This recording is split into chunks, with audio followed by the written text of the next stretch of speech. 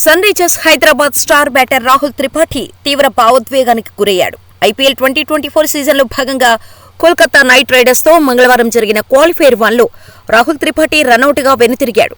కీలక సమయంలో అవుటయ్యాననే బాధతో రాహుల్ త్రిపాఠి కన్నీటి పర్యంతమయ్యాడు. మైదానం దాటిన అనంతరం డ్రెస్సింగ్ రూంలోకి వెళ్లే మెట్లపై కూర్చొండిపోయిన రాహుల్ త్రిపాఠి కన్నీటి పర్యంతమయ్యాడు. ఇందుకు సంబంధించిన ఫోటోలు, వీడియోలు నెట్టింట వైరల్గా మారాయి. హార్ట్ బ్రేకింగ్ పిక్ అంటూ నెటిజన్లు రాహుల్ త్రిపాఠి ఫోటోను షేర్ చేస్తున్నారు. ఈ మ్యాచ్లో 39 పరుగులకే 4 వికెట్లు కోల్పోయి పీకల్లోతూ కష్టాలు పడ్డ సన్ రైజర్స్ హైదరాబాద్ను రాహుల్ త్రిపాఠి హెన్రిచ్ క్లాసెన్తో కలిసి ఆడుకున్నాడు.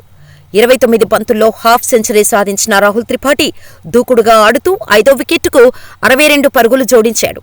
ప్రమాదకరంగా మారిన ఈ జోడీని వరుణ్ చక్రవర్తి విడదీశాడు. ఊరించే బంతితో హెన్రిచ్ క్లాసెన్ను క్యాచ్ అవుట్గా బోల్తా కొట్టించాడు.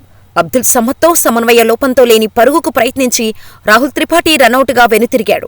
ఈ వెంటనే క్రీజ్లోకి వచ్చిన ఇంపాక్ట్ ప్లేయర్ సన్వీర్ సింగ్ కూడా క్లీన్ బౌల్డ్ కావడంతో రాహుల్ త్రిపాఠి తీవ్ర ఆవేదనకు లోనయ్యాడు. మెట్లపైనే కూర్చుండిపోయాడు.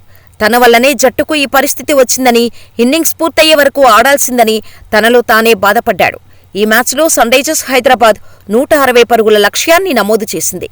కానీ ఆ లక్ష్యాన్ని కేకేఆర్ ఛేదించి ఫైనల్కు వెళ్లింది.